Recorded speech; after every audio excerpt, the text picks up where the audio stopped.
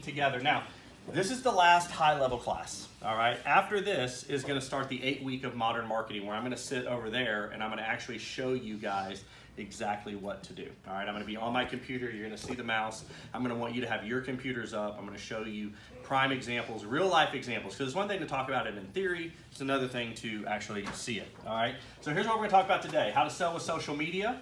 We're going to talk about why people buy. I'm going to give you the 10 emotional needs. We'll teach you the crush selling system, evolution of a salesperson. I'm going to teach you how to overcome objections, and a couple other things. So let's get started. All right, so Instagram, who's got one?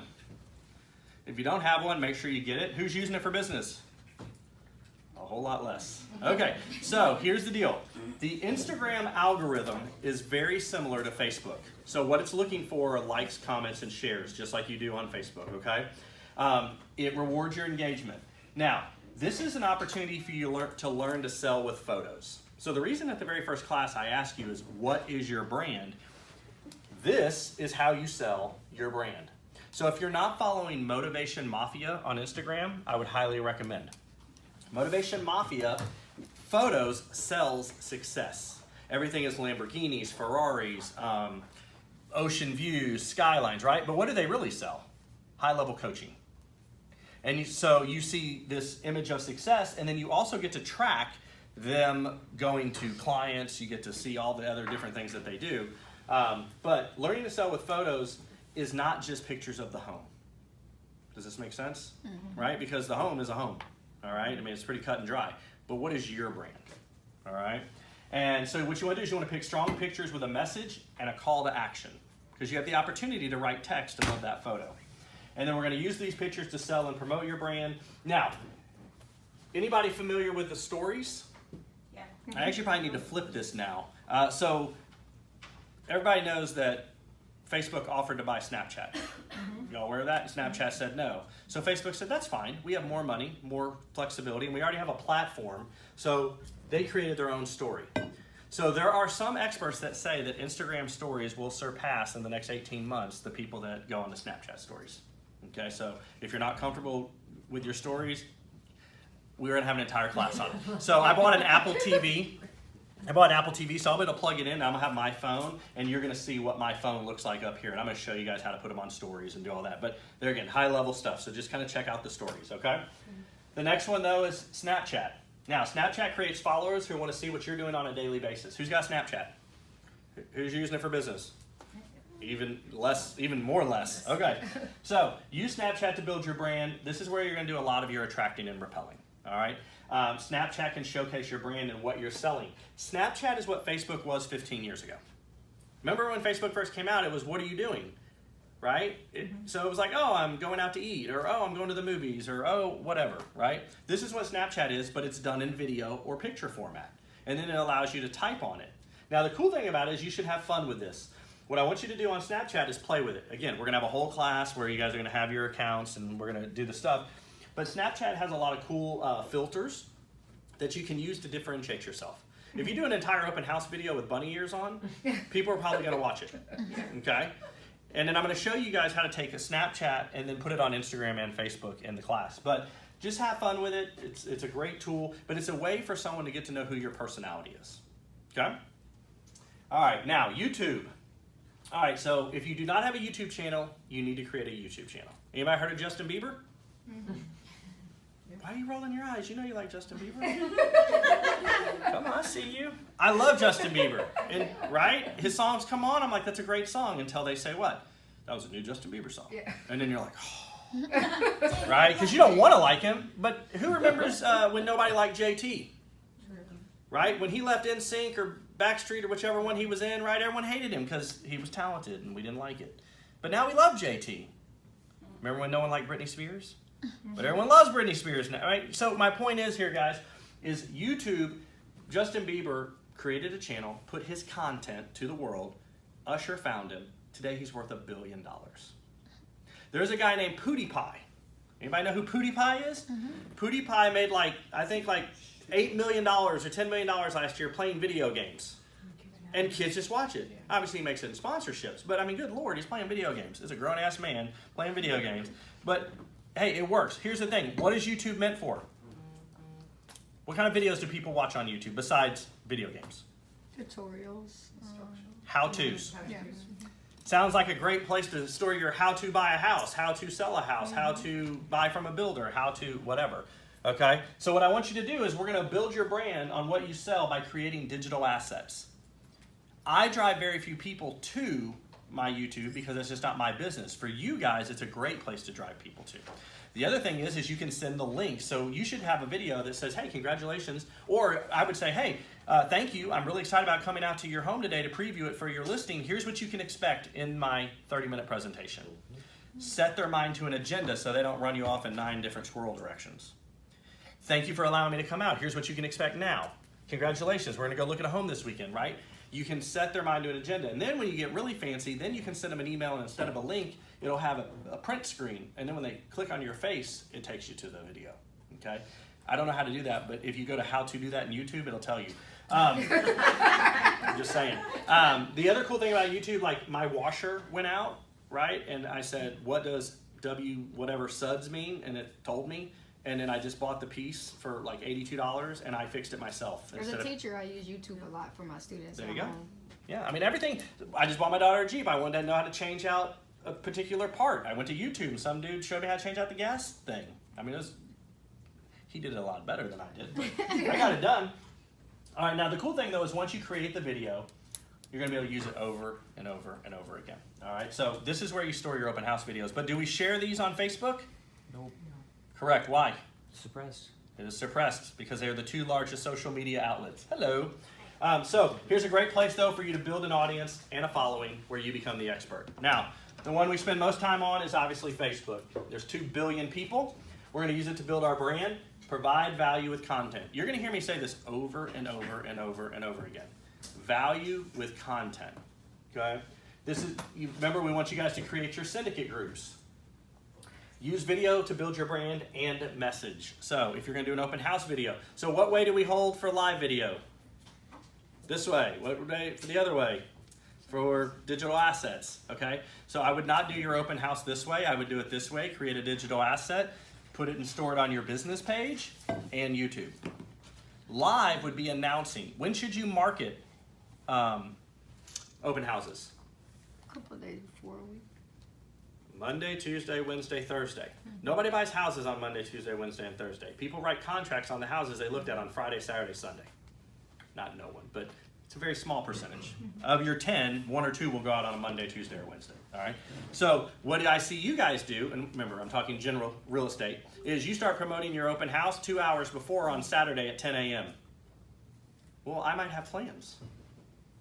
Make sense? So you start marketing on Monday, Tuesday, Wednesday, Thursday. You can build up a better following, you'll get more people to come to your house. So if I'm going to do an open house this weekend, let's just call it generically 2 to 5, right? What I would do is I would do a live video that says, hey, just want to let you guys know that I'm going to be doing an open house this weekend from 3 to 5 for anyone to come out. But if you're a special VIP tour client and want to see it ahead of everyone else, come out between 2 and 3. Private message me, we'll schedule the time. If someone reaches out to you ahead of time, chances are they're much more serious, even though you were going to be there from 2 to 5 anyway. Perception is reality. Exclusivity is not a bad thing, okay? So use these messages for your open houses and, like I said, create the digital content. So, crush selling system.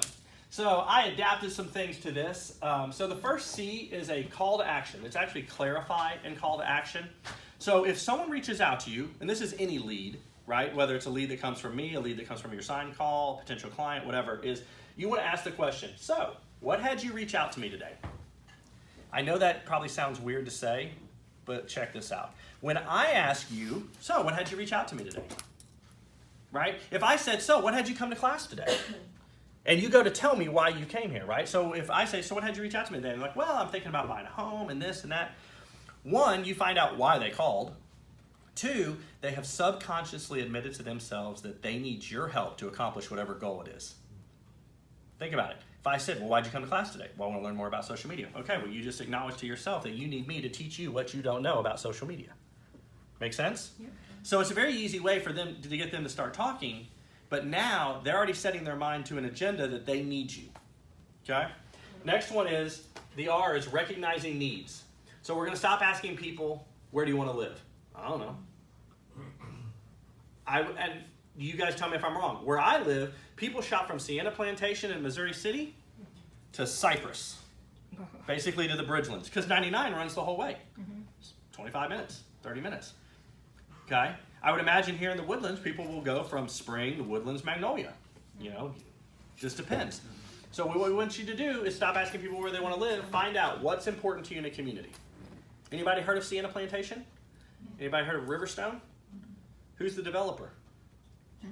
Johnson, of both. What's the school district? Fort Bend, of both.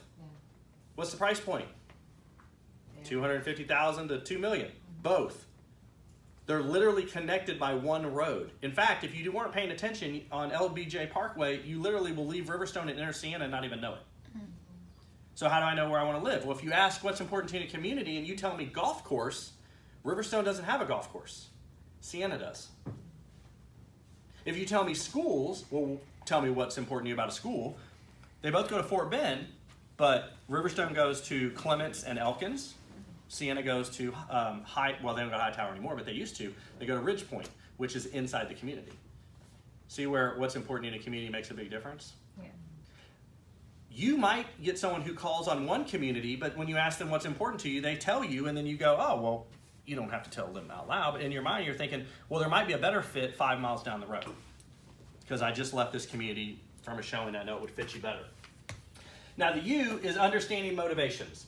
This is the why is someone buying, right? So what is their emotional need, which we're going to go over. The 10 I'm going to share with you today, every single transaction will have at least one of these 10. Okay? I'm going to teach you today how to be different. How to be different. There's 40,000 of you. You're all relatively taught the same thing, which is not how to really sell anything, right? What is it? Not get sued. Here's a 1-800 number. To Trek, right? And how to do a contract. And if I don't know, I'm pretty sure Frank will help me. Now, I know Frank does a lot more training than most. And some of you were at places where he was before where there was more training. But at the end of the day, for the most part, what we've done in real estate is we have big black box training. Everyone kind of has the same thing. Okay? But once we know why someone's moving, now what we're going to do is take that information and select and demonstrate. So we're going to take the information provided about their emotional needs and use it to nail down agreement. Make sense? All right. Now, H, hammer down close. Now here's the thing. If you have nailed down all the planks of the selling process, it's really just a logical conclusion. You ever get to the end of the day and you think they're going to buy and they don't? Yep. Why? Didn't find what they wanted. Potentially. I mean, you don't really know. Here's the thing. How many of you are afraid to ask for the sale? You're all lying to me. Pretty much all of you are afraid. So what do you do at the end of the day? Because I mean, let's be honest. You're afraid to ask for the sale. Why? Because it's decision time. As long as we play the game back and forth, I'm still alive. But if they say no, you're like, oh, and I just wasted all day. Here's what you guys do. So, sounds like, you kind of like that home. Would you like to make an offer? Well, I don't know, Shan. Maybe we should go look at 10 more tomorrow. Because Google says I should go look at least 10 homes. And I saw this HGTV show where they're showing all this stuff. So I really don't know. I learned fast not to do that. I was showing like 20 homes. If you can't narrow it down within 5 to 7 homes, you didn't ask enough questions on the front end. So if it's me, what I would say is, hey, Michael, so it sounds like this home meets all the things that we talked about. So here's what we're going to do. I'm going to go back to the office. I'm going to run some comps. We're going to make an offer, and I'm going to put together the contract. I'm going to send it to you. I need you to sign everything. If you have any questions, let me know, and then we'll get it over to the seller. How's that sound? I got to tell you. People are sheep. You have to tell them what you want them to do. You have to lead them. Now, if they're like, whoa, Michael, I'm not ready, they'll tell you. But most of the time, if you've done a good job and you've communicated well with them, they'll go, okay. There will always be a better home. But if it meets their needs, why do we want to go show them 10 more? And there again, when I say you guys, real estate agents, you want to know why real estate agents are not like my new home sales consultants? Because you guys come in with your client at like 9 or 10 o'clock in the morning when you first open up, right? And the guy's like, oh my God, I love it. And you're like, and the salesperson's like, great, let's write up a deal. And you're like, no, we can't. We got 5 more to go look at. Why? You should be taking them for margaritas at lunch and say thank you. But that's what you guys do because you feel this obligation that you're supposed to show them all these homes. But if you showed them that home and they love it, then they love it. Make sense? Yep. Should be. How do you guys show a home? Do you guys go up, you unlock the door, do you walk in? Nope. Well, that's good, so you let them go, right? Yep. And then what do? They run through the house, right? So try this weekend. When someone walks in and they open the door, you open the door for them, right? And what I want you to do is when they hit the threshold, go, stop! What do you see? If they go, wow, damn right, wow, it's exactly what all your friends are going to say every time they walk in your front door.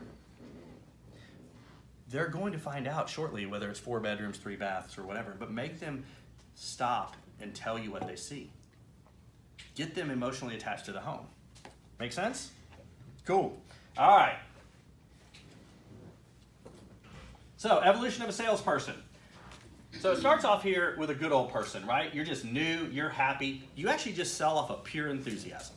You're like, oh my God, I got someone that wants to go out this weekend. It's going to be awesome. We're going to spend 7 hours. I'm going to buy them Starbucks. It's going to be the greatest thing ever, and they're going to buy a house. Right? That happens, especially if you're new. And then what happens? They ask you a question you don't know the answer to. Has that ever happened? Yeah. How do you feel about that? Just tell me you'll find out. Yeah. Doesn't feel good. Well, I wouldn't lie to them, although some people do, right? But it doesn't feel good, right? No, it doesn't. So what do you then do? You say, that's never going to happen, so you're going to go get some PK, product knowledge. I don't ever want to be asked a question I don't know the answer to, right? So the next weekend you're out with someone and they ask a similar question. So like you've literally found out everything you could possibly want to know about 30-year roof shingles. Because one person after Harvey said, so what kind of roof shingles are up there? Yeah. It happens. Mm-hmm. You know I'm right. Yeah. So now the next person asks you about shingles or whatever it is, right? And what do? You were so damn excited. You studied all week. You're like, oh. And you literally verbally vomit every bit of information that you read over the last week. And guess what? They still don't buy. Right? Y'all know what I'm talking about. It happens all the time. Yep. Now, then what happens is you become a waiter. You're like, well, damn, I told you everything you could possibly want to know, and you still didn't buy. Stupid. That's what you're thinking. So then you're like, eh. Now, this is very prevalent in new home sales. I'll give you an example. You ever had this? You go into a new home sales office, they come up, they introduce themselves, they say, thank you for coming out. Tell you what, you and your clients take a look around at the house. I'll be back here in my office. Let me know if you have any questions.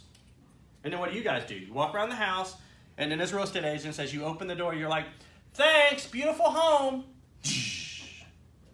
And you shut the door and you leave. I use them. Okay? Your background's a lot different.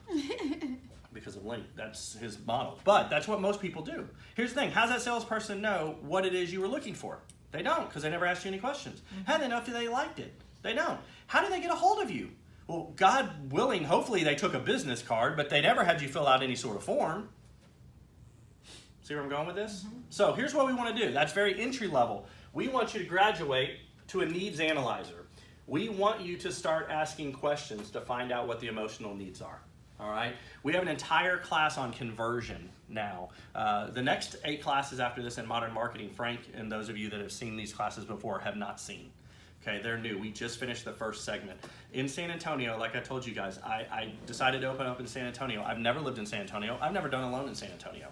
I've been open for 70 days. We've closed 3 deals, 6 pre-approvals, and 9 converted leads off of these classes. We just finished 2 weeks ago with the 11th class. Okay, this stuff works if you implement. Every week I'm going to ask you what you did. So just do something this week so next week you can actually speak up and tell me something that you did. Because I know that it'll work. All right? So we're going to start asking questions. The first one is going to be not where do you want to live, but what? What interests in your community? What's important to you in a community?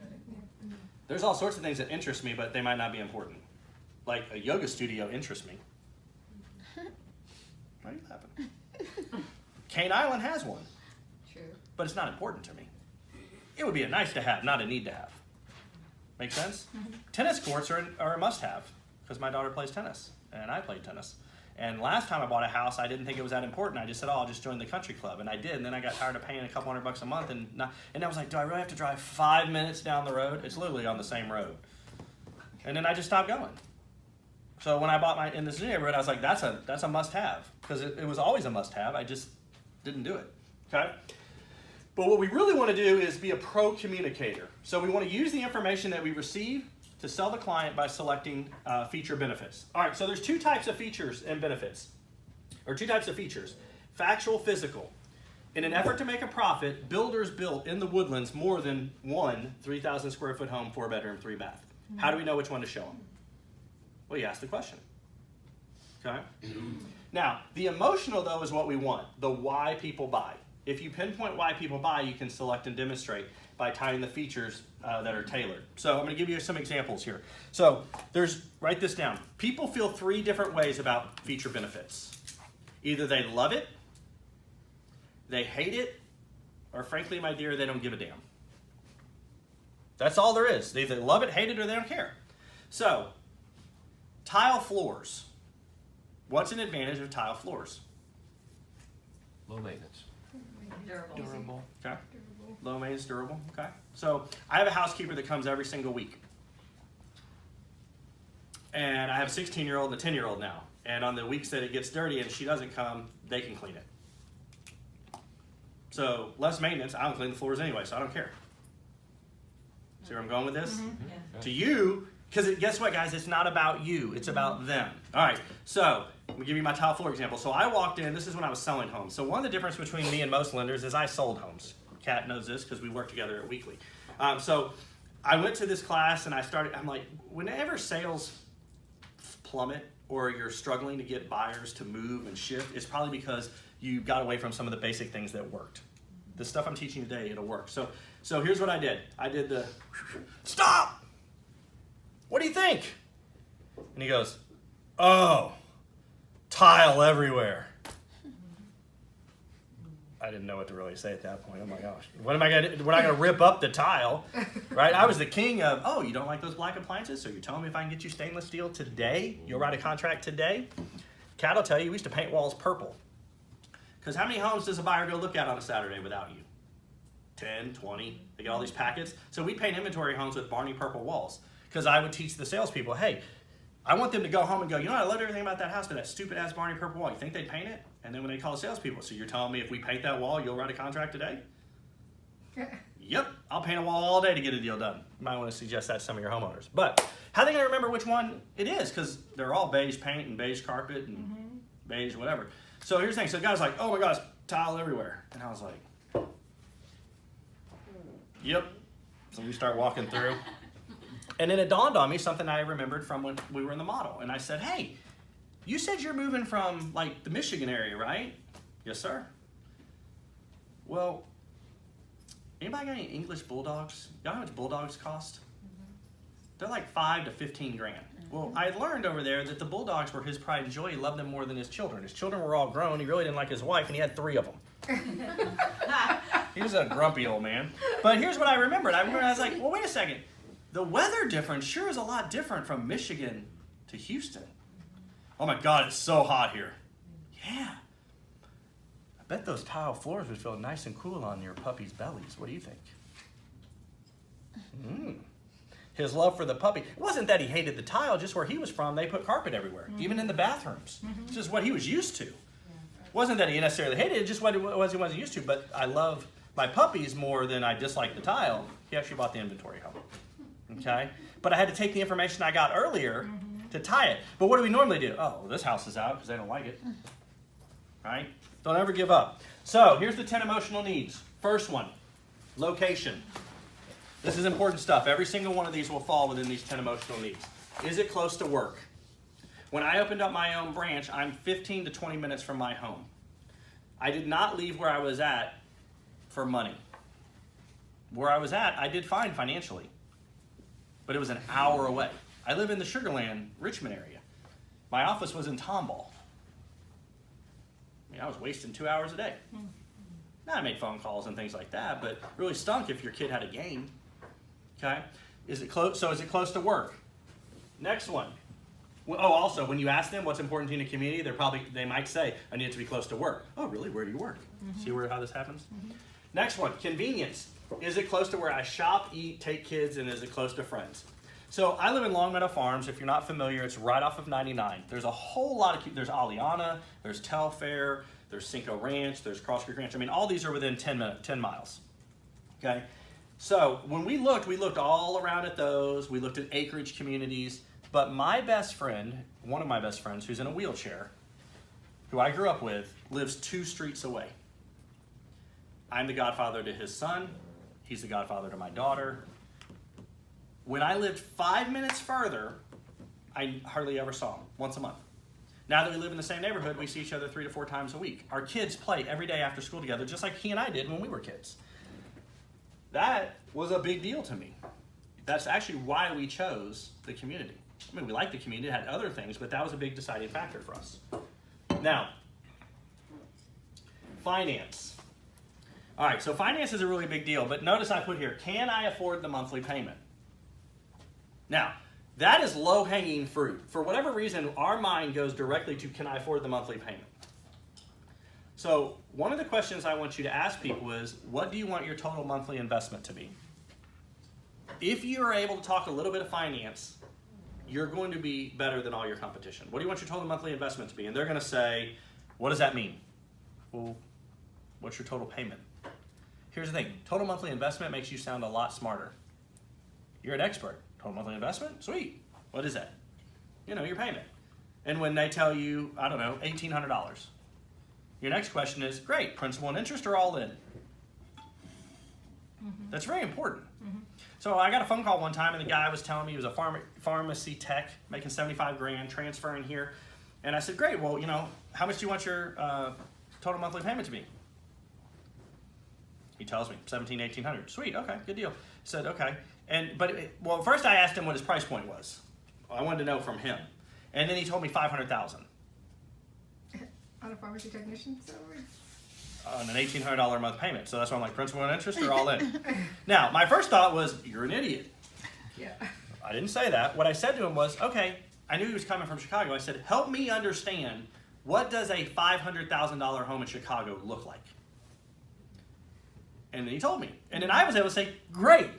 In Houston, that's going to be about a $210,000 home, which will meet your monthly investment of about $1,700 to $1,800. Mm-hmm. So instead of being like, well, that was dumb, mm-hmm. I basically said, great, you should be able to get exactly what you want for the payments you want. I gave him a positive instead of a negative. Instead of trying to school him on the fact that I'm smart and that's going to be a $3,200 a month payment, dummy.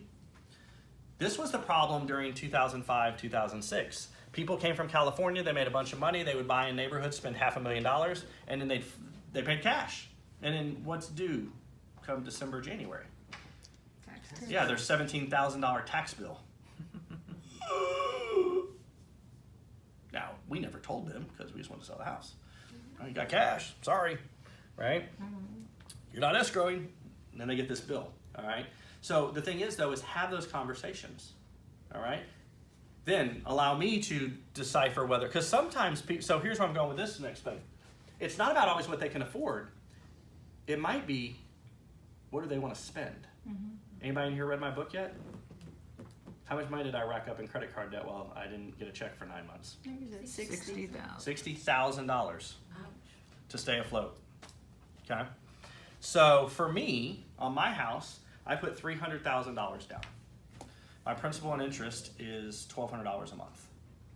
Is it what I can afford? Or is it what I'm comfortable paying? Now, my taxes and insurance are more than that. I pay those separately. But my life happened to me in a certain way, so what I did is I made my principal and interest low enough that unemployment could cover the house note. That basically, if I lost my job, now it's different today because it's my job, but I mean, it's me. But before, when I worked for someone, right, I tell people, it doesn't matter if you owe $300, $200, or $500. If you can't make the payments, they take it. So what we do is we teach them the proper way to borrow money. But my situation is my last time I lost my job, unemployment didn't cover my house note because my house note was $2,300 a month. Okay? So what we're doing here is it has nothing to do with what I can afford and everything to do with what I'm comfortable paying. Because it would actually give me the ability to, if I lost it today, I'd have 10 months to sell my home to get out from underneath it. Make sense? Mm-hmm. Okay? So don't just assume that that's all they can afford. Now you might also have to, my parents lived in a home, paid it off, didn't buy a home for 20 years. When they went looking, they were like, my budget's $250,000. Problem is that's what the house they wanted was 20 years earlier. The house they really wanted was $350,000. They had misconceptions because they didn't know any different because it had been 20 years since they bought a home. Okay? So just, you got to be able to have those conversations. All right. Next one is investment. Now this is the low-hanging fruit you guys always go with, renting versus buying. But here's the one I want you to go with, building net worth through equity. You want to be different? Who in here is a millennial? Okay. Yeah. How old are you? 31. So Same. 28. 28. Okay. So at 28, are you really thinking about retirement today? Really? I'm special because my dad. I'm special. my dad's very. Are most 28-year-olds though thinking about retirement today? No. Are most 25-year-olds getting out of college thinking about retirement? No. No, not at all. So here's the deal. If I'm sitting down with a millennial, they're not thinking about retirement. So what do we immediately go to?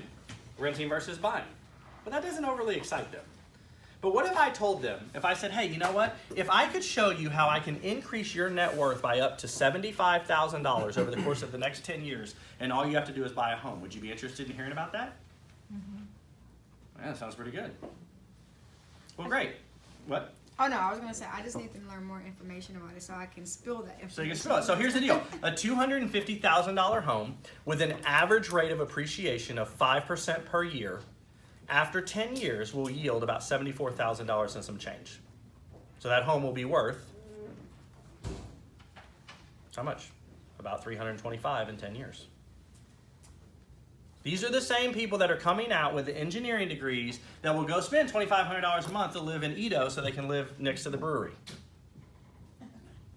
But now, all sorts of places have that. I mean, La Centera and Katy, you guys have a boardwalk thing up here. I mean, there's all sorts of that type. Or they could still buy an Edo.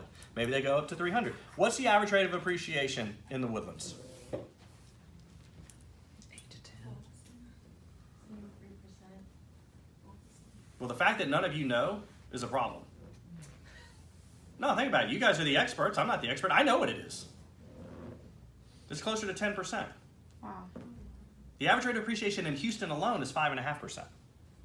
In Katy, in Katy, it's 12. You can go just look up statistical data of what it was in 2016 and 17. Let's just call, but I'm going at 5%, the most conservative number possible, and it's 75,000. So if it's 8% or 10%, some areas are going to be higher than others. But now, instead of 75,000, you could say I could show you how to make it over 100,000. Here's what they don't. They don't think about retirement, but they understand money. 100 grand, I'm listening. I can buy a fat car for 100 grand, right? But you have to educate them. This is what your competition is not doing. They're going, you want to rent versus buy? It works. But what we want are savvy folks, right, that understand through equity. So Trump's plan is changing the standard deduction to $24,000. Is that a good thing or a bad thing? You already did it. No, I know, but is it a good thing or a bad thing? That's very What good makes it thing. What makes it good? Depends on- Well, It's even less if you money. don't give away $24,000, you still get to take the credit. Yeah. Okay. So there were a whole bunch of real estate agents that thought it was a bad thing because people aren't going to buy houses because their houses are not tax deductible. Yeah, but they get more. Here's the other thing. You know what we see in our world? Unreimbursed business expenses, where people take huge deductions to offset their income that then I have to count against them. Now that they get a huge standard deduction, they won't have to do that. I got one right now that wrote off like $15,000. Instead of the 24, because if 15 was better than 12, here's the problem. I have to deduct $1,250 away from his pay every month, which means he now no longer qualifies. Make sense? So I think that part would be good, but you have to explain it to people. Because look, nobody understands tax code. You ask 5 different CPAs, you're going to get 5 different interpretations. Just make sure you got one that'll go before the IRS if you get audited. But nobody really understands it. There's too many. What was the rate of appreciation in Katy again? 10 to 12. 10 to 12. Sugarland, same thing. So, like I said, just know that, though, because these are the conversations you should be having. All right, next one, maybe. Security. Is it a gated community? All right. So my wife's best friend was robbed at gunpoint in her gated community, I don't know, right after Katrina. It was actually from some Katrina's folks that were here staying on vouchers. So for her, security was the number one thing. So when I say it's a gated community, and if security's top, it doesn't mean the one where the gates open from 6 a.m. to 10 p.m. Because that's how her community was. Yeah, it was gated. But for her, it really came down to, I want like a guard gate. So if I knew that that was number one because she was robbed at gunpoint, like they had cased her house because it had been on MLS. They knew how many TVs she had. They knew that the husband was home because they got caught. They knew that the husband was home, and they said we were going to go in, we were going to tie him up, and we were going to rob him blind. I mean, just nonchalant. This is what we're going to do. They knew they'd been casing it for a month. Okay, in a gated community. Now, she recognized kind of what was going on because she was in the car business, and the car that came down had paper plates, and things didn't quite add up. So, but, you know, she probably did what she shouldn't have done, which was fight back. You know, I mean, someone's holding a gun to your head, and you start swinging, probably not a good thing, but, you know, it is what it is. But here's the thing. If I knew that was her number one emotional need, which they ended up buying another home, she had the means to, not everyone would, right? But here's the thing. If she started balking over 50 grand, I'd be like, seriously? It's $50,000. It's $350 a month. You told me security was the most important thing, and there is a guy that you cannot get in this community unless you go through there 24 hours a day. Someone's got to pay that guy's salary. Make sense? Now, it doesn't have to be that extreme. Security might be video cameras, alarm systems. Let's not go with bars on the window because those are, you know, fire hazards. Okay. But one of the things we do, that's why in our client concierge program, every single one of your buyers gets a free alarm from us when they close. That's part of what we do. Because we know security is for people. I have an alarm system. I have 4 cameras. I can get on my phone right now and see what's going on at my house. Not inside, on the outside. Because my daughter used to date the neighbor. So I have one that faces the neighbor's house. I have one that faces the backyard. And I have one that faces the driveway. So the time when I saw her and the neighbor going behind the truck, I was like, get out from behind the truck. Okay. Here's the thing. I don't even lock my door. So if y'all know where I live, you can go steal my shit. I don't lock my door. I set the alarm at night. I lock the door at night. But like when I left today, I didn't lock the door. You know what locks do? They keep innocent people out, or honest people. Someone wants to break in your house, they're going to come in. I don't lock my car door. I don't leave dumb things in there for people to go in there, but I don't want you breaking my window. Then I gotta pay to get it fixed. It's like $400. Okay, that's just my security. I don't get overly concerned. You know, that's just how I grew up. I'm not saying bad things won't happen, but Chad, I'm not going to break into your Nope, house, but you're I am good. going to break into your Okay. because I got to go Oh, downtown no for a problem. meeting. I apologize for being a few That's minutes okay. late. I'm just going to leave these Okay. for everybody and let you go on. Perfect. Have a good All right. meeting, guys. Thanks, Kat. Thanks, Um, Kat. So if you know this, though, you'll know how to combat it. All right. Now, lifestyle. Does the community have the amenities you're looking for? Anybody ever live in League City? My parents live there. Okay. What do they like about League City? They like that the freeway's been widened. Well, There's yeah. everything's there. I mean, everything. So do you know that the same house in League City, if you buy from new, costs $25,000 more? No. You want to know why? Has to be built to withstand Windstorming. hurricanes. Yeah. You have closer together 2x4s, you have more, you have to have missile impact resistant windows, or you have to have the 150 miles an hour. My dad comes home. Yeah, windstorm. So, or you have to have these things that go on that you put out in front of it. I will never live in League City because the allure of living near the water, I don't have a boat. So for me, the allure of living near the water is not worth the extra 20 grand. I'm gonna move this so I can see you. So, to me, but some people, that's a big enough deal. Now, obviously, you guys have a lake up here, so it's a little bit different. I don't have a boat, so I don't live on the lake here, nor do I live on the lake down there. Okay? But some people will. But understanding what's important to them. I told you guys, tennis courts are a big deal to me. So either find me some tennis courts really close, or, you know, so those kinds of things. Romance. This is my favorite.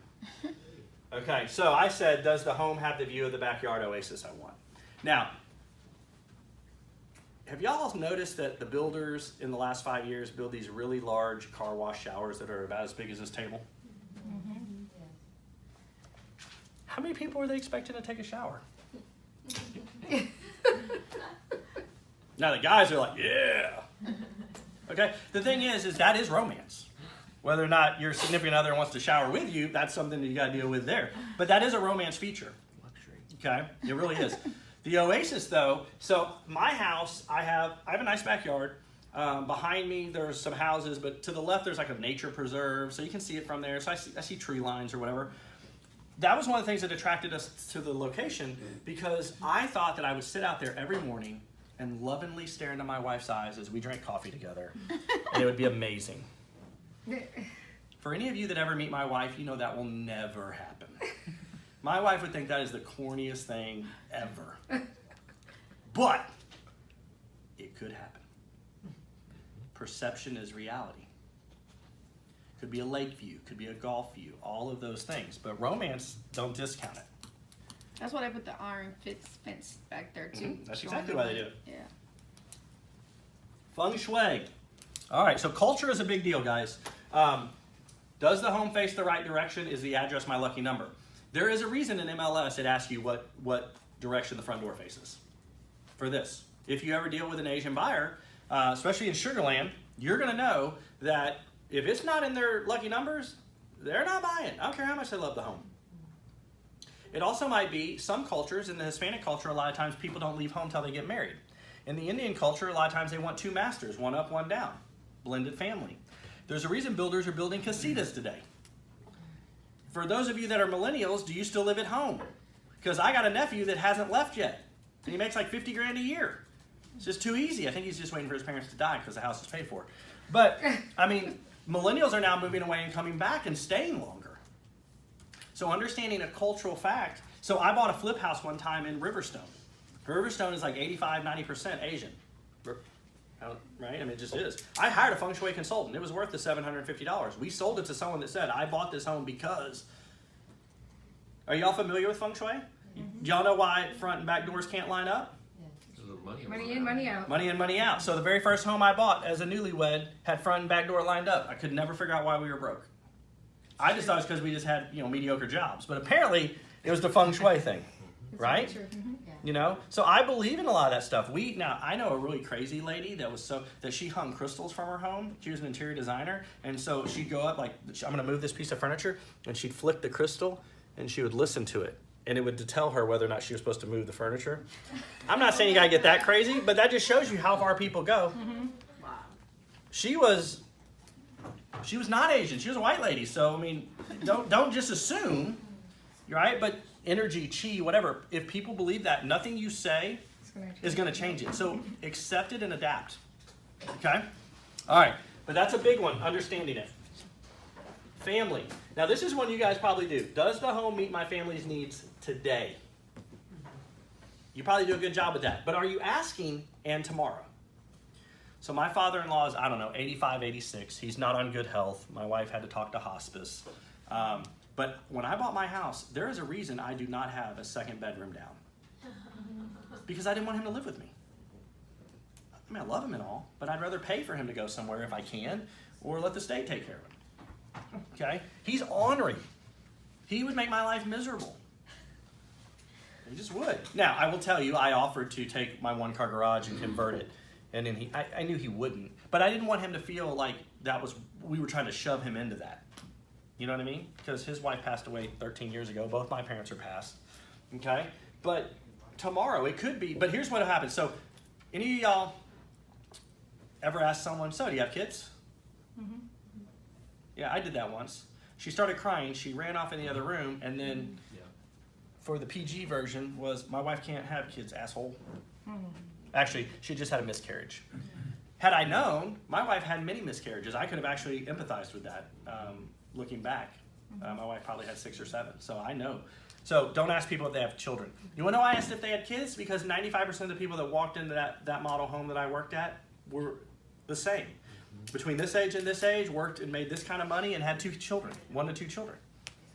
I mean, it was just, that's what we saw. So when they're looking at a house that had a children's retreat, and like, I really like this space. Oh, do you have kids? So don't ask people if they have kids. You want to know what you ask them? This is how you'll find this out. So, who will be moving into the home with you? What they'll say is, well, right now, it's blah, blah, blah, blah, blah. But I need to make sure I have enough space because I might have an in-law or my mother or whatever. Anybody know Dorothy Yee with Remax? Her mother lived with them for 30 years. Oh my God. Her dad.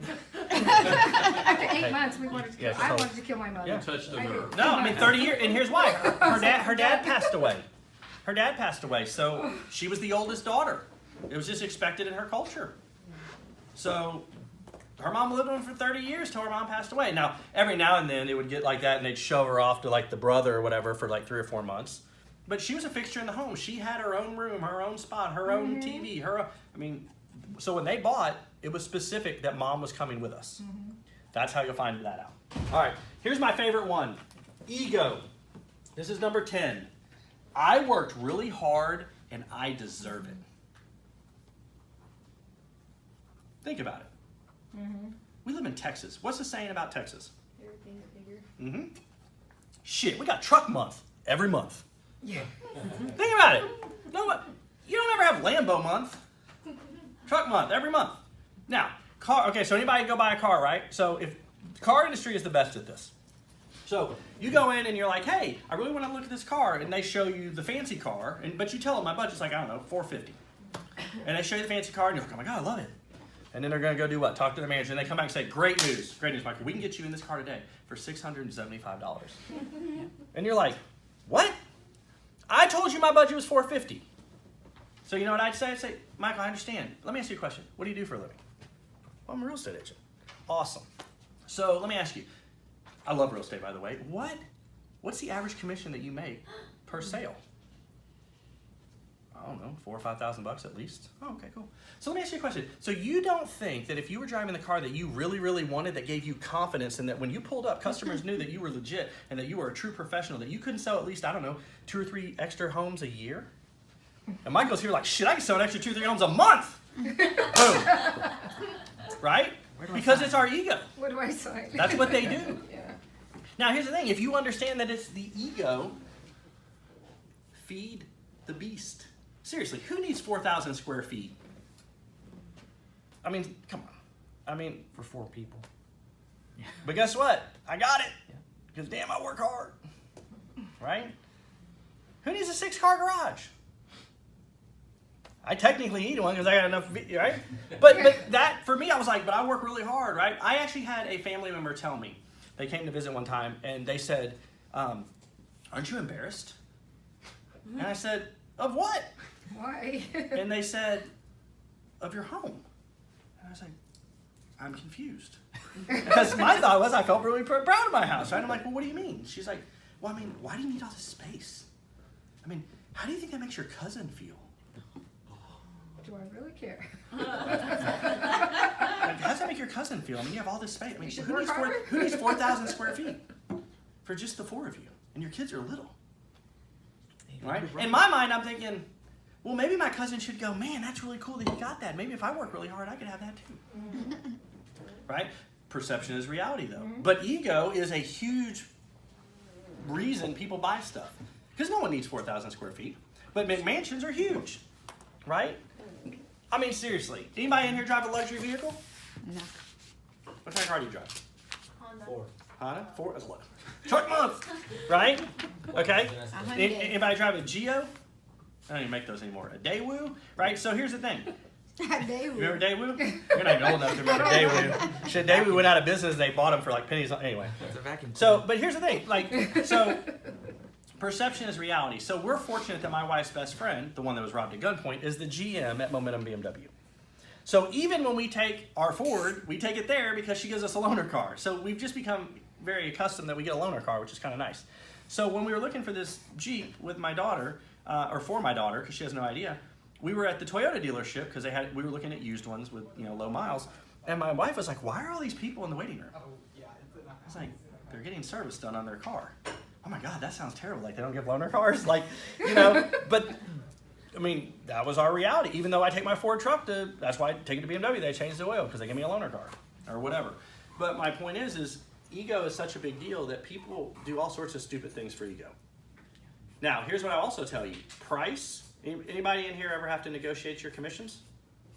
They want you to, don't they? You're the most devalued industry. Nobody goes to Vic and Anthony Steakhouse and says, "Man, that steak looks really good, and it's $60. I'll give you $25." Yeah. I mean, I want it my way, but I'll give you $25. After you ran around. It doesn't happen. Price is only in question in the absence of value. You have to show them. This is why I'm teaching you guys this, because one of the ways you're going to be able to show them is your presence on social media. Okay? All right, any questions on any of these? Every single one of your transactions will fall within at least one. And more than likely, there'll be 3 to 5. Okay? All right, cool. Now, overcoming objections. Let me go back here before I go here. So, how many of you, and it's totally okay, we'll talk about it. How many of y'all came from Remax? I am at Remax. I know you're at Remax today. Don't Temporarily. worry, temporarily. How many came from Keller Williams? Well, is it Keller Williams? Okay. Okay. So a lot of the big box companies, what they do about, I'm gonna teach you how to overcome objections. What they do is what we did in the evolution of a salesperson. They do an overcoming objections class. And usually what that looks like is, hey, Michael, what's the number one objection you seem to get? And then you tell them what your objection is, right? And they're like, this is how you overcome it, which is great until that next person asks you something, but they change it a little bit. And you're like, oh.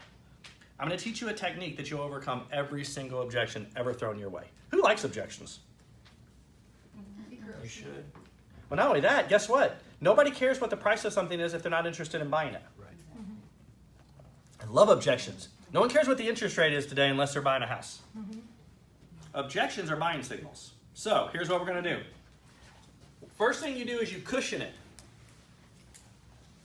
with a thing like, oh really? It's called a throwaway. Man, that is some ugly tile. Oh really? And keep walking.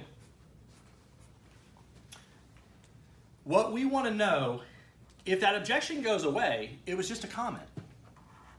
Man, the price of that is really high. Well, yeah. Maybe. That's relative too, right? What we want to find out though is it a mere comment or is it a true objection? If it's a true objection, it'll come up more than once. So the first part is you're going to cushion it. The next part you're going to clarify. Find out the reasons why the objection. So if they say, man, that's some really ugly tile, you would say, okay, so what is it about the tile that you don't like? Make sense? All right, so anybody ever try to sell a home with a big green box in the backyard? Oh, yeah. And they love the home and they walk out there and they say, I can't buy that because it's making noise. And then the first immediate reaction, right, because objections, what we try to do is kill them without knowing enough information, right? So it's humming, it's right? And you're like, hey, it's totally okay. I have documentation that those things don't cause cancer.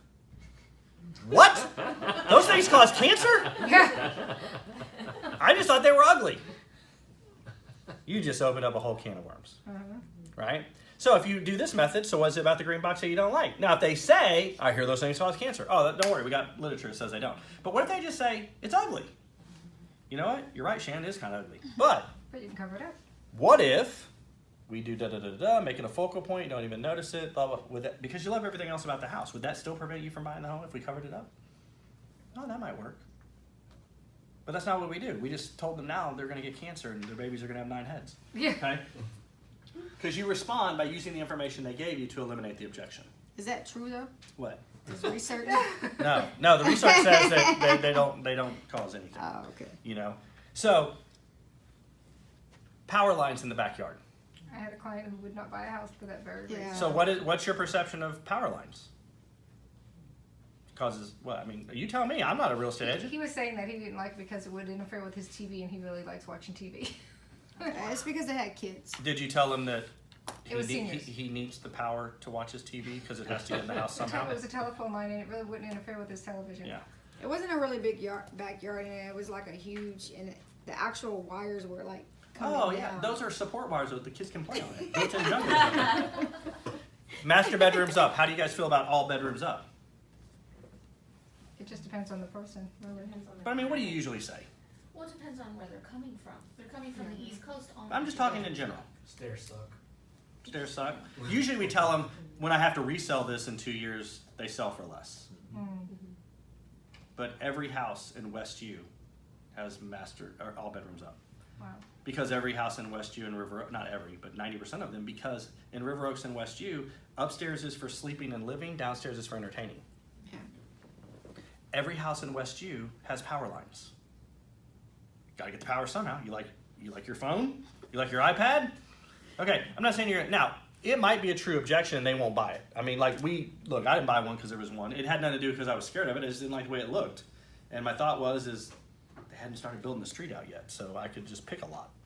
You know, that was kind of my thought. But some people won't care.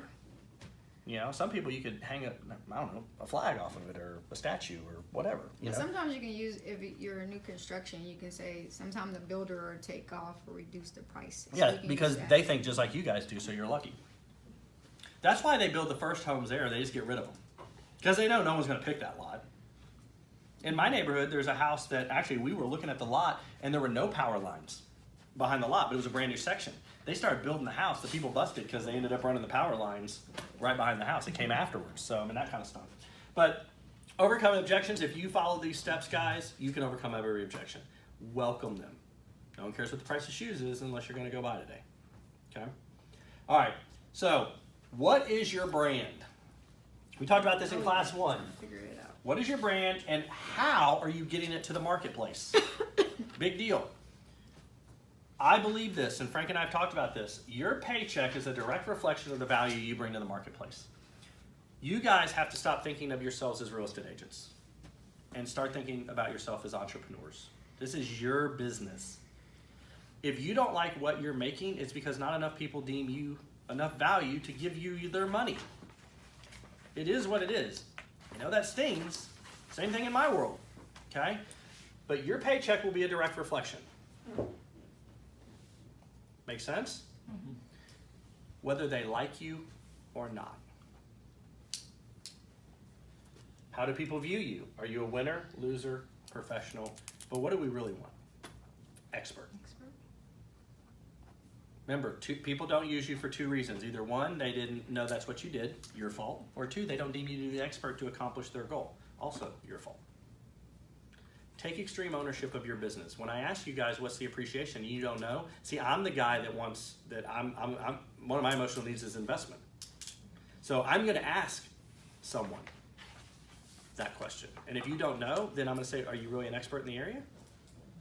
Because you should be able to spit that out. What's the tax rate? What's this? What's that? Right? What's the difference between Creekside and Old Woodlands? One of those town hall schools, right? Where's a good place to get that type of information for it? Talk to the lender? The Google. Oh, Google? I don't know what the hell appreciation is. I don't look that up on a regular basis. But if you go to the Google and type in appreciation for Houston, it'll break it down by area. Yep, there's a whole chart. Now, 2017 is probably not out yet because it just started, but you can look at 16. And here's the thing, as long as you're close, but someone said 3%. I know it hadn't been 3% in forever. That was the old standard that we said, well, it's an average of 3%. Yeah, I think this is Percent is that the export part is what's holding me back. Yes. I feel like I gotta Because you're calculating the fact that some have negative. Not so much anymore, but at one time, it's a rolling average. But I mean, Arizona and Vegas and Florida and California had huge double-digit negatives for years. Wow. They're no longer having that anymore. Michigan still 1 or 2% maybe, because job growth hasn't come back yet. I run the report on MLS, like MLS has a section where you can run all the report data. It does show 3 to 4%. So that's probably the national average. I'm telling you, go look at Katie. I found it on Google. And I'm right, because here's the thing. So you're telling me that house is $300, you can only sell it for $309 in a year? Mm-mm. You're selling it for $309 next month. Yeah. Since January, things have increased 12% in the Woodlands area. 12%. So you got to find the right numbers. Here's the other thing here's the great news about statistics. You can find statistics to support whatever your argument is. It's like politics. You can pick one side or the other. One station's going to give you all the details on this side. One's going to give you all. There's very few that ever just give it, So you can spend, I guarantee you'll find a 10 or 12%. Because that's really what it is. I mean, you guys are, more on the pulse of it. So I haven't seen or heard 3 and 4 in years. But, you just want to know those things, okay? Because what you could say is, well, that same home sold 2 months ago for this. Mm-hmm. See, this is how we get people off the fence. When's the best time to buy? 5 years ago. Okay, well, then when? 2 years ago? Okay, well, then now. Well, I think I need to save up more money. So you're telling me, and let's just call it 200,000. So you want to wait a year, right? Okay, cool. So if it goes up 10%, you're going to save 20 grand in the next year? When you haven't saved 20 grand in the last 5 years? Mm-hmm. By now. Those are the messages you need to be telling people. They don't get it. And why would they? What's the average rate? How often does someone buy a home? once every 5 years. Okay, I like 5 years. Okay, so what's the average age according to NAR as a first-time home buyer? 31? 33. 33. Close. 33. That means by the time they're 50, they have maybe bought 4 to 5 homes. That does not make them the expert. no matter what Google or HGTV tells them. But yet, everyone thinks they're smarter than you in your industry. Because Chip and Joanna Gaines said, I can buy this house for 120 and put 30 in it. Now it's worth, right? So what we want to do is we don't want them to think Chip and the Property Brothers and all them are the experts. We want them to think you're the experts.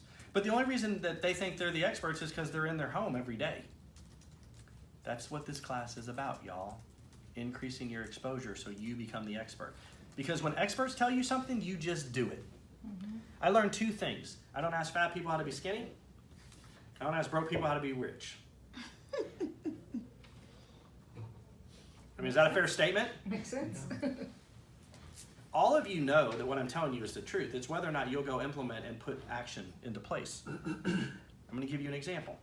So I played at a top 50 Division I school in tennis. I played on the Pro Tour for a very short period of time. I am more than well aware of what it takes to be thin and in shape. But I like beer, and I like to go out and eat. So I choose to work over working out, because I need money. But really, because I could get up earlier. It's a choice I make. Make sense? Most people know that they need to make so many phone calls or do so many open houses or do whatever, but they talk themselves out. You know what it takes to be successful. So my friend that got robbed, okay? So she makes over $1 million a year. Do you think she asked me for financial advice? Nope. What does she care what I do with my money, right? So she has dinner once a month with this guy. Y'all might have heard of him. Y'all ever heard of Tillman Fertitta? Oh yeah. Right? It's kind of a big deal, you know? Kind of a jerk, but it's kind of a big deal, you know? But he just bought the Rockets for $2 billion. I think Leslie Alexander paid like $120 million. Like, what an investment. But $2 billion. So he's a billionaire. So she has dinner with him once a month. You know what they talk about? So she's like, hey, look, I don't need to ask you how to become a millionaire because I'm already a millionaire. Here's what I want to know, how to become a billionaire. And guess what? He tells her. What do you want to do? I want to open up my own dealership. Mine. Okay. Well, in order to do that, you need this much liquid. And then when you get this much liquid, then what you need to do is go talk to this guy. When I opened up the Rolls-Royce dealership and the Bentley dealership, this is who I went to. And he just literally gives it to her. And she follows the plan. Just like if I followed the dieting plan and the workout plan, I'd be skinny. Okay? Follow Frank's success. He's been doing this a long time, been very successful. He's telling you guys, here's what I know. When I signed up for 30 grand a year, anybody invest 30 grand in themselves last year? Well, I did. Okay? It wasn't because it wasn't stuff I already kind of knew. I did learn a lot of this, which was different. But what it was I found that I started hanging out with better people, more successful people, who then shared with me their successes, which is what I'm trying to do here, because I know that 95% of you won't go do anything. See, I believe in abundance, because that weeds the winners from the losers. But it's really simple. Just do something. Okay? All right. So this is what successful people do as we wrap this up. So knowledge. Y'all remember as kids, knowledge is power? Schoolhouse Rock. Right? Is that what it was? I don't even remember, but I just remember knowledge is power. Now, my parents were teachers. Do y'all remember the first line in my book? My parents blank and lied to me. So both my parents were teachers. They taught me that if I went to school and I got good grades, that I would get out of school and I'd get a good job, and I'd work there 30 years, and I'd retire. What they really said is I was going to work really hard and make someone else rich. They just didn't know any better. So they lied to me. They didn't explain to me entrepreneurship. I'm doing different things with my kids. My kid's like, I want to sell fidget spinners. Shit, we'll buy those for $3, sell them for 10 all day long. He's 10. He's out there on the corner slinging fidget spinners in our neighborhood. Yep. I want to sell pop sockets. I want to sell this. Can I sell shoes? Found some James Hardens for $35, brand new, in the box at Marshall, sold them for $70. He's constantly thinking what he can do. My daughter, not so much. Playing tennis. No, she's real book smart. She's just like, she's going to need someone to tell her what to do. That's okay. I mean, we all need people like that. They're just different. We try to get her to do photography, do this, whatever. But here's the thing. Knowledge is not power unless it's put into action. So you got to have some knowledge, which you guys have. Put into action, it becomes a skill. Put into no action, it's just information. Wasted. I had a guy that worked for me. I was like, literally, dude, you know him. I literally said, Sam, what the hell do you do all day? Well, what do you mean? I'm like, you have no business. None. If there's no way on your side of the aisle or mine, if you work 8 hours a day, you will not have business. I don't care. It might be leases. It might be not the stuff you want today, but if you do what I tell you to do 6 to 8 hours a day, you will have business. I got a whole line of people that will tell you. I said, do you even work 2 hours a day? And at this point, he knew I was on to him, and he looks at me and goes, some days. I asked him to seek excellence elsewhere. But I knew he wasn't working. His results show it. You see results, whether it's losing weight, whether it's your results for us is right, income, your results, you can't hide behind numbers. Man, I'm killing it. But I made $12,000 last year. What's the average salary of a real estate agent? About 50. Okay. How much did Mike Cedar make last year? The guy you were, No, Mike Cedar. The good, Oh my gosh, what, $1 million, I would think. 4 million? I'd say 3 million. I mean, whatever. Way more than 50,000. So just think, the average is 50, and that guy made 4. Jimmy Franklin's team did 200 million in closed volume last year. The Loken team did 3.5 million. I mean, 350 million. But the average is 50, which means you got a whole bunch of people making way less than that. Why can he do it and you can't? yeah, I ask myself that question every day. We're gonna talk about it right here. All right, so now that you got some skills, you gotta do what? You gotta do it at least 7 times to create habits. Right? Like I started eating healthier, still not exercising because I don't want to get up early. Started eating healthier, I lost 10 pounds, and I feel a little better. That doesn't suck. Okay? But then I find myself having bad habits too, because I'm like, we should go to Benihana. Because it's her birthday. And instead of, just getting the little stuff, I'm like, 2 orders of fried rice. Okay? But every day you can start over. It's all about imperfect action.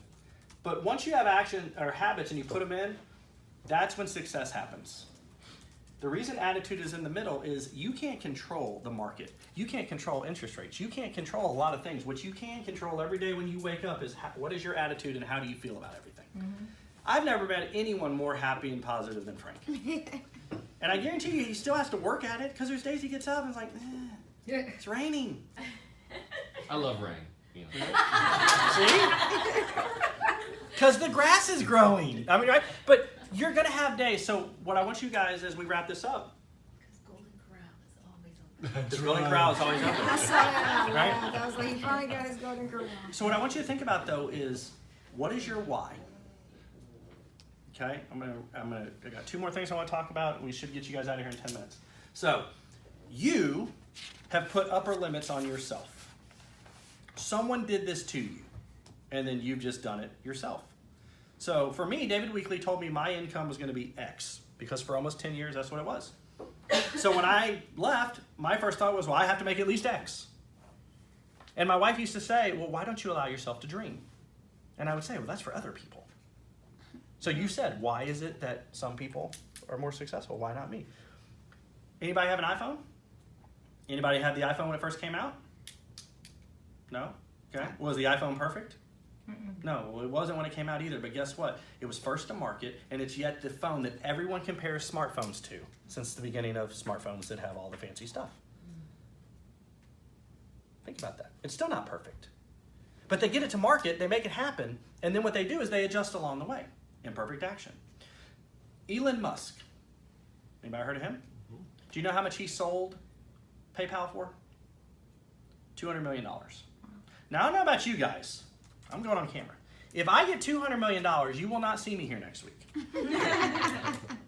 I'm just saying. If I got $200, that's generational money.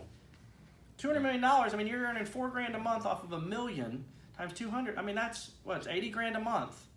So almost $1 million a year, interest only. I'm straight. We're good. The What next does he 4 do? generations. He keeps 10 to 15 million and invests everything else in SpaceX and Tesla. Are you kidding me? Not that 10 million sucks, but 200's really good. Why? Because he has a burning desire to constantly be better, and he believed in himself and didn't put an upper limit. Today he's a billionaire. Make sense? So, people that make things happen are prolific action takers. That's the biggest difference between why someone is here and someone is here.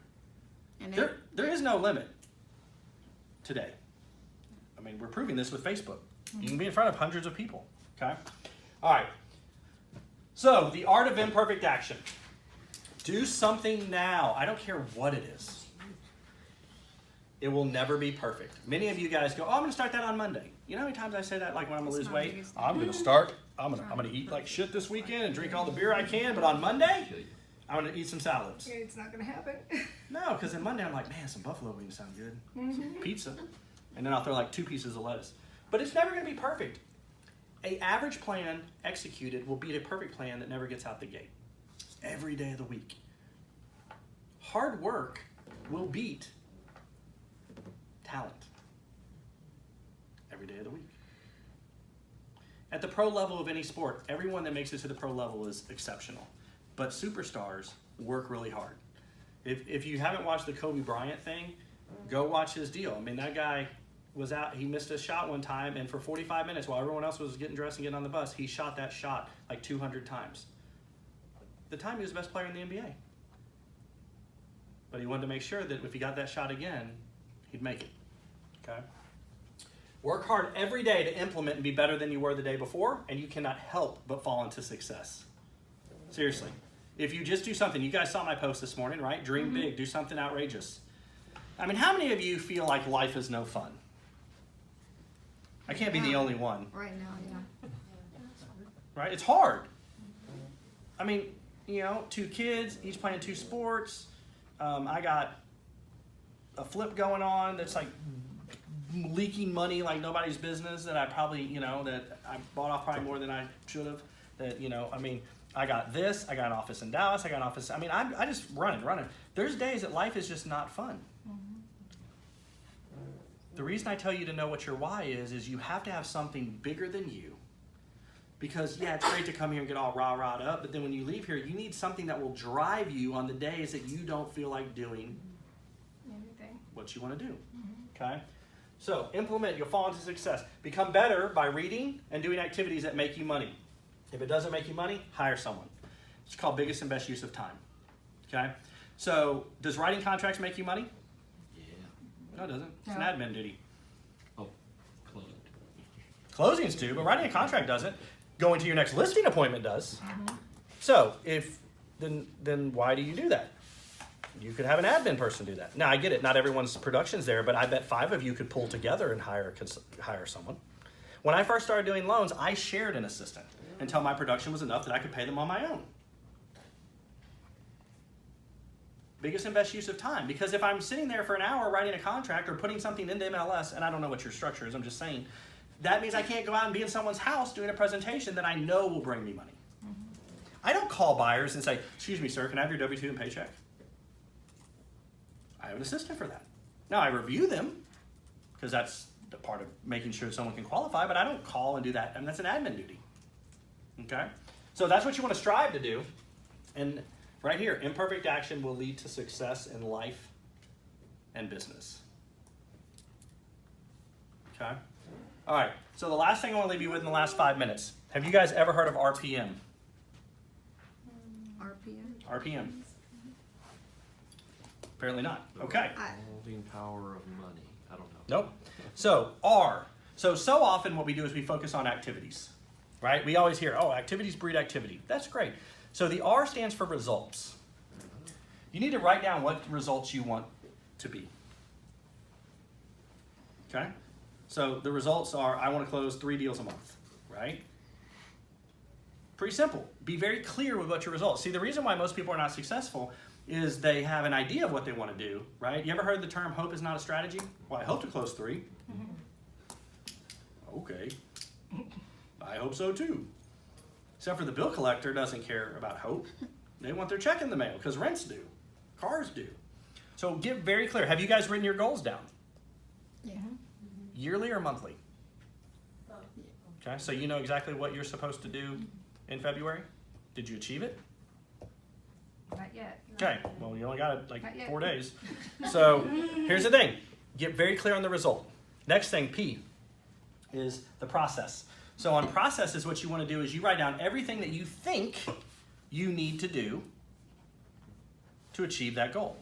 To achieve that result. So I would stick with 10. 10 things that you think that you need to do to get those 3 sales.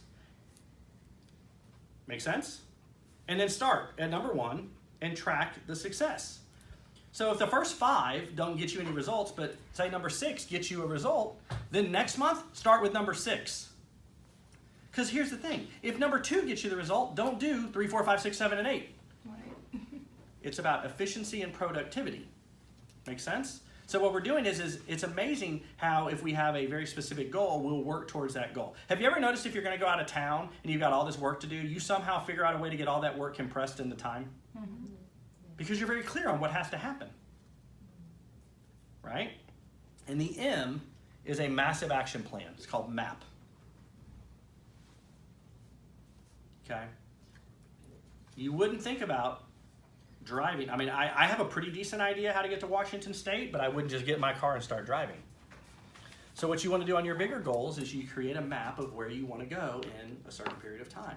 See, so results are the most concrete, but you can't accomplish whatever you want to do without having measurable and attainable. Anybody ever heard of BHAG? BHAG goals? Big hairy ass goal? But it's Audacious. There you go. Is that what it is? Oh, sorry. Audacious goal.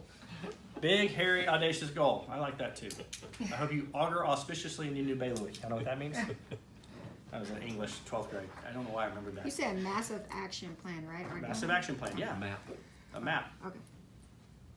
Okay, so a BHAG goal, though, is a much bigger goal of where you want to be in 3 to 5 years or a year. See, your yearly results should be a BHAG goal. I want to close 10 million. Well, here's the thing that you need to understand. Those are basically what I just told you, the RPM, small segments chunked out by month. Because if you get to June and you're not over halfway there, you might need to reevaluate either what you have been doing or is your goal unattainable. Right? Like I had LOs that are like, I want to do 12 million this year. And I'm like, dude, you did 2 million last year. Like that's not realistic. You're just going to get sour. Mm-hmm. Why don't we get you to 6 million, 5 million, whatever the number is. Where my guy that did 10 million last year, I'm like, okay, you need to be at 15 million. Because he's like, I'm good at 12. No, let's stretch. Make sense? Mm-hmm. Okay. So what kind of questions do you have for me? That's all I have today. No?